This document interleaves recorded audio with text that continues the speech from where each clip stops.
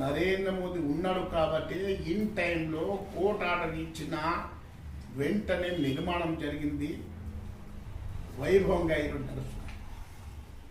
విచిత్రం అంటే మొదటిసారి రాముని పేరు తీసుకున్న వాళ్ళు కూడా అందరు రాముని గురించి మనం తిట్టినా ఏం చేసినా రాముని పేరు తీసుకొని మాట్లాడే పరిస్థితి వచ్చింది ఈ దేశం.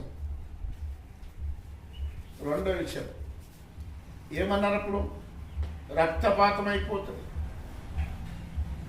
370 ఆర్టికల్ తీస్తే మొత్తం ఏర్లై పార్టీ రక్తం అన్నారు.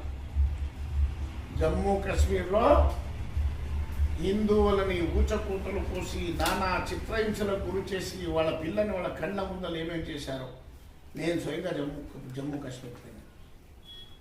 వాజ్పేయి గారు 48 గంటలు, నేను రాజేశ్వర రెడ్డి గారు 370 ఆర్టికల్ తీసేసిన ఘనత ఈరోజు నరేంద్ర మోదీ కాదా అని చెప్పి నేను మనం చేస్తున్నాను.